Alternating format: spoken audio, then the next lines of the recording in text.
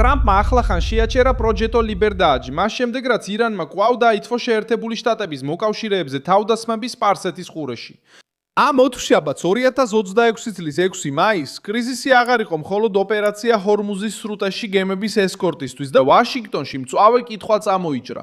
შეძლებს თუ არა ამერიკის საზღვაო ფლოტი სრუტის გრუტის გახსნას მანამ, სანამ არ დაამარცხებს რევოლუციური გვარდიის ძალას.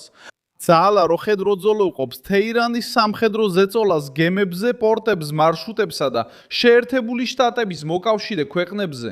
ტრამპის მიერ გამოცხადებული პაუზა იმ არგუმენტით იყო გამართლებული, რომ ირანთან მოლაპარაკებებში პროგრესია. თუმცა ეს პაუზა ასევე მოჰყვა გაერთიანებულ არაბთა საამიროებზე განხორციელებულ თავდასხმებს. ცეცხლი ნავთობის ზონაში ნავთობტანკერი დრონების მიერ დაზიანებული და ახალი ცნობები კომერციული გემების დაზიანების შესახებ ნავთობის მარშრუტის გულში. ყველაზე მბრძნობიარე წერტილში. ეხლა ყველაფერს გეტყვი, მაგრამ ჯერ არხზე უნდა გამოიწერო, რომ ინფორმირებული დარჩე. ინფორმაცია რეალურ დროში, საუკეთესო ჟურნალისტური ხარისხით, სანდოობის სტანდარტით. მილსონ ალვესი. პროჟეტო ლიბერდადეს პირდაპირი მისია ჰქონდა. გაეთავისუფლებინა გემები, რომლებიც ყურეში იყვნენ გაჭედილი და გაეხსნა უსაფრთხო მარშრუტი ჰორმუზის სრუტეში. ოპერაცია დაიწყო იმიტომ, რომ ირანის სრუტეს ზეწოლის ინსტრუმენტად იყენებდა და უნებართო გემებს ემუქრებოდა. ის კომერციულ გემებს ესხმოდა თავს და შიშის ატმოსფეროს ქმნიდა მარშრუტზე, სადაც მსოფლიო ნავთობითა და გაზით ვაჭრობის დაახლოებით მეხუთედი გადიოდა. პენტაგონის ინფორმაციით ამერიკის საზღვაო ძალებმა შეძლეს სანაოსნო გზა შეენარჩუნებინათ, ჩაძილეს ირანის 6 მცირე ხომალდი და ჩაჭრეს ფთოსანი რაკეტები და დრონები. მაგრამ ირანის პასუხმა ოპერაციის ზღვარი აჩვენა. მაშინ როცა ვაშინგტონი ცდილობდა საზღვაო დერეფნის გახსნას, თეირანი აძლიერებდა ზეწოლას შეერთებული შტატების მოკავშირეებთან დაკავშირებულ სამიზნეებზე. გადამწყვეტი მომენტი მაშინ დადგა, როდესაც არაბთა გაერთიანებულმა საამიროებმა მეორე დღე ზედიზედ შეტევების შესახებ განაცხადეს. ემირატების საჰაერო თავდაცვის სისტემებმა გაუმკლავდნენ რაკეტებსა და დრონებს, რომლებიც აბუ-დაბის განცხადებით ირანიდან მოდიოდა. ორშაბათს მეხანძრეები ებრძოდნენ ხანძარს ფუჯაირაში, ნავთობის მნიშვნელოვან ზონაში, მას შემდეგ რაც დრონის შეტევა მოხდა, რომელიც ხელისუფლებამ ირანს მიაწერა. ალ-ჯაზირას ინფორმაციით ამ თავდასხმის შედეგად 3 ადამიანი დაშავდა. იმავე დღეს ემირატებმა ირანი დაადანაშაულეს 2 დრონით ცარიელი ნავთობის ტანკერის ბარაკაჰის, რომელიც სახელმწიფო კომპანია ადენოქს ეკუთვნის ჰორმუზის სრუტეში თავდასხმაში. ამ შემთხვევაში დაშავებულების შესახებ ინფორმაცია არ გავრცელებულა. დაღუპულების საკითხი ზუსტად უნდა განიხილებოდეს. უახლეს თავდასხმებში არაბთა გაერთიანებულ საემიროებზე კონსულტირებული წყაროები დაღუპულების არსებობას არ ადასტურებენ. ფუჯაირახის შემთხვევაში 3 დაშავებული იყო, ხოლო ბარაკაჰის ნავთობტანკერზე თავდასხმას დაშავებულები არ მოჰყოლია. მაგრამ მთლიანად კრიზისის კონტექსტში ჰორმუზის სრუტეში მარკო რუბიომ განაცხადა, რომ კონფლიქტის შედეგად უკვე 10 სამოქალაქო მეზღვაური დაიღუპა. მაშინ როცა დაახლოებით 23,000 ადამიანი 87 ქვეყნიდან გემებზე იყო ჩაკეტილი სპარსეთის ყურეში. ეს რიცხვი აჩვენებს, რომ კრიზისი მხოლოდ სამხედრო ხასიათის არ არის.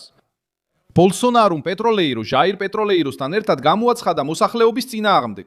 2014 წელს ქვეყანაში პეტროლეირო ბარაკაზე მოსახლეობის წინააღმდეგ თავდასხმა, პეტროლეიროს ომი. ისინი დამოკიდებულნი არიან მარშრუტზე, რომელიც მახედ იქცა. ტრამპის გადაწყვეტილება შეეჩერებინა პროჟეტო ლიბერდადე წარმოდგენილი იყო როგორც მცდელობა, რომ საბოლოო შეთანხმებისთვის ირანთან მეტი დრო მიეცათ. როიტერის ინფორმაციით ტრამპმა განაცხადა, რომ ფართო შეთანხმებისკენ დიდი პროგრესი იყო მიღწეული. გარდიანის ცნობით შეჩერება გამოცხადდა მოკლევადით, მაშინ როცა ამერიკული ბლოკადა ირანის პორტებზე გაგრძელდებოდა. ანუ ვაშინგტონი სრულად არ იხევს უკან. ის საზღვაო ესკორტის ტემპს ზეწოლით ცვლის. საზღვაო ბლოკადა, დიპლომატია, სანქციების მუქარა და მცდელობა თეირანი გადაწყვეტილების მიღებისკენ უბიძგონ. პრობლემა ისაა, რომ ირანი მხოლოდ მოლაპარაკე სახელმწიფოსავით არ მოქმედებს. ის მოქმედებს როგორც რეჟიმი, რომელიც შიშს მეთოდად იყენებს. რევოლუციური გვარდია, რომელიც ირანის სამხედრო სტრუქტურის ცენტრშია განთავსებული, სამოქალაქო გემებს, საჰაერო მარშრუტებს და მოკავშირეთა პორტებს სტრატეგიული შანტაჟის იარაღად აქცევს. შეტევა ამერიკის შეერთებული შტატების მიერ შთაგონებულ გამშვებებზე ამას ნათლად აჩვენებს. როდესაც ამერიკის საზღვაო ძალები ჰორმუზის სრუტის გახსნას ცდილობენ, თეირანი მიმდებარე არეალზე ზეწოლას ახდენს. როდესაც ვაშინგტონი შეთანხმებაზე საუბრობს, რეჟიმი რაკეტებს, დრონებს და მუქარებს ცდის. როდესაც სპარსეთის ყურის მოკავშირეები ამერიკის შეერთებულ შტატებს უჭერენ მხარს, ისინი სამიზნედ იქცევიან. ამიტომ პროჟეტო ლიბერდადის შეწყვეტა კრიზისს არ წყვეტს, ის უბრალოდ შემდეგ ნაბიჯს ცვლის. ეხლა რაც ხდება, ეს არის ზეწოლისთვის ბრძოლა. ერთ მხარეს ამერიკის შეერთებული შტატები ცდილობს დაამტკიცოს გაეროს უშიშროების საბჭოში რეზოლუცია, რომელიც მოითხოვს ირანმა შეწყვიტოს გემებზე თავდასხმები, გაამჟღავნოს ნაღმების მდებარეობა და უზრუნველყოს ჰუმანიტარული დერეფანი. მეორე მხარეს თეირანი ცდილობს შეინარჩუნოს შთაბეჭდილება, რომ ჯერ კიდევ აკონტროლებს ჰორმუზის სრუტეს. ამერიკის წინადადება, რომელიც გაკეთდა სპარსეთის ყურის მოკავშირეებთან ერთად, შეიძლება გამოიწვიოს სანქციები და სხვა ზომები, თუ ირანი არ დაიხევს უკან. მარკო რუბიომ ეს კენჭისხრა გაეროს სარგებლიანობის ტესტად მოიხსენია. კრიზისი საერო სივრცესაც შეეხო. არაბთა გაერთიანებულმა საამიროებმა ფრენები რამდენიმე დამტკიცებულ მარშრუტამდე შეზღუდეს, მინიმუმ 11 მაისამდე და გააქტიურეს საგანგებო უსაფრთხოების პროტოკოლები. ეს გადაწყვეტილება მას შემდეგ მიიღეს, რაც რაკეტებმა და დრონებმა აიძულეს თვითმფრინავები გადაეხვიათ, ებრუნათ საუდის არაბეთის თავზე და ეძებნათ უფრო უსაფრთხო მარშრუტები. ამ ვითარებაში ირანი ზეწოლას არ ახდენს მხოლოდ გემებზე, არამედ საჰაერო სივრცეზეც, ენერგეტიკის სექტორსა და რეგიონულ ვაჭრობაზეც. როდესაც ქვეყანას უწევს ცის ნაწილის დახურვა თავდასხმების გამო, მესიჯი მარტივია. კონფლიქტი ზღვიდან გადავიდა და სამოქალაქო ინფრასტრუქტურასაც შეეხო. ამერიკის საზღვაო ძალები ცდილობდნენ დაცვის ოპერაციის ჩატარებას და არა ღია ომს სრუტის თითოეულ მილიაში. მაგრამ რევოლუციური გვარდია, როგორც ჩანს, სწორედ ამ გამოფიტვაზე დებს ფსონს. პატარა ხომალდები, დრონები, რაკეტები, მუქარები, ნავთობის ტანკერებზე, საჯარო უარყოფა და ზეწოლა მოკავშირეებზე ქმნის ცნობილ მეთოდს. პროვოცირება ისე, რომ სრულად არ აიღო პასუხისგებლობა, შეტევა ისე, რომ პირდაპირი პასუხისგებლობა არ მიიღო და ეჭვი გამოიყენო როგორც ფარი. ეს არის მიზეზი, რის გამოც ვაშინგტონში ბევრი თulis, რომ მხოლოდ გემების თანხლება საკმარისი არ არის. საჭიროა ირანის რეჟიმის შესაძლებლობის შეზღუდვა, რომ მან თითოეული სავაჭრო მარშრუტი შანტაჟის ასპარეზად არ აქციოს. ისტორია გვეხმარება გავიგოთ, რატომ გახდა ეს ინტერპრეტაცია უფრო პოპულარული. 1994 წელს ბუენოს-აირესში, ებრაულ ცენტრზე, ამიაზზე, განხორციელებულმა ტერაქტმა 85 ადამიანი იმსხვერპლა და დაახლოებით 300 დაშავდა. 2024 წელს არგენტინის სასამართლომ ირანი დაადანაშაულა ამ თავდასხმაში და განაცხადა, რომ ის ჰეზბოლამ ირანის მითითებით განახორციელა.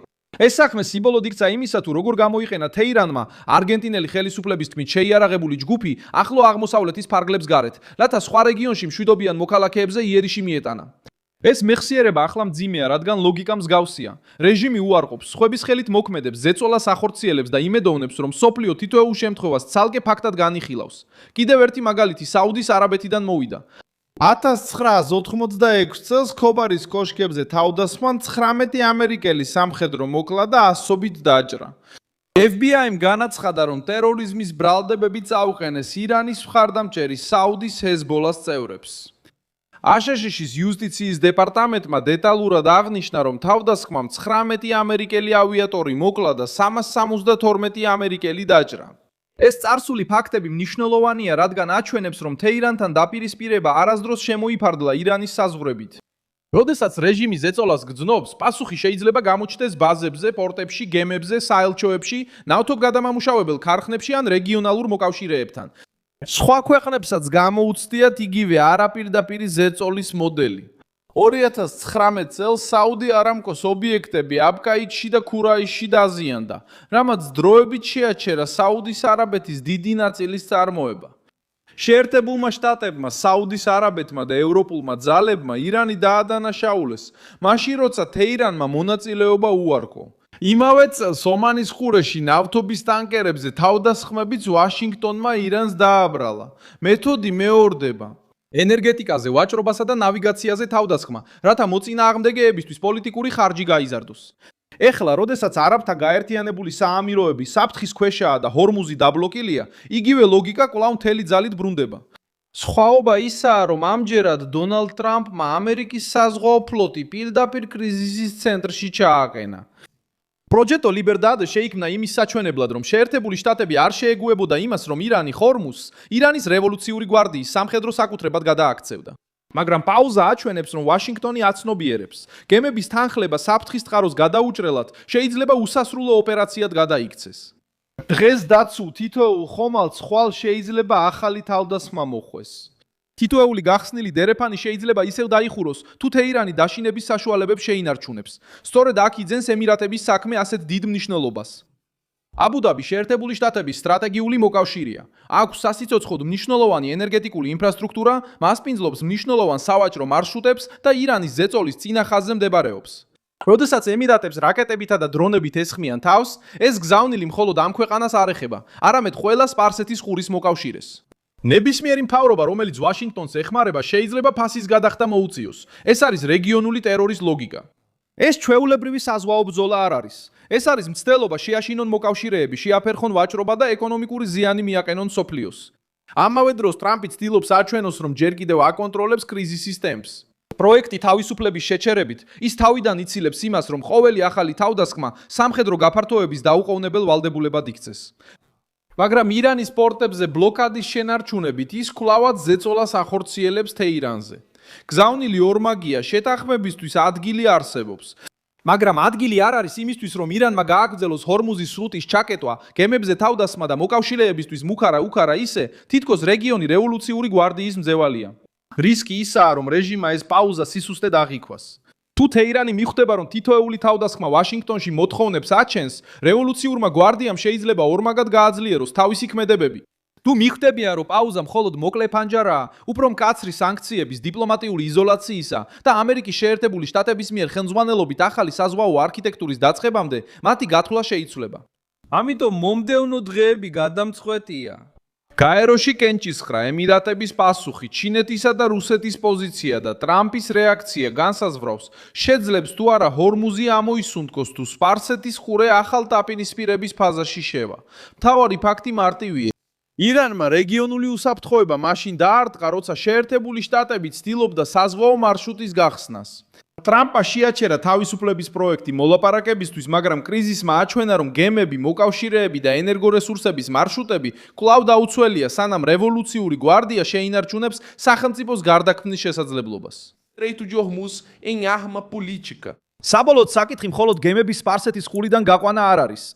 ეს არის იმის აღკვეთა, რომ ირანის რეჟიმმა გააგრძელოს შიშის საზღვად გამოყენება, ვაჭრობის მძევლად ქცევა და მშვიდობის შანტაჟის იარაღად გამოყენება. მე ვარ მილსონ ალვესი, საერთაშორისო ურთიერთობების სპეციალისტი და ჩემი მიზანია ყოველდღე მოგაწოდოთ სანდო ინფორმაცია სიმართლით. ახალი ამბების ბულები ვიდეოს აღწერაშია. მოიწონეთ ეს ვიდეო, გამოიწერეთ არხი და ბოლოს დატოვეთ კომენტარი, რომ კიდევ უფრო აქტიურად ჩაერთოთ მილსონ ალვესის საზოგადოებაში.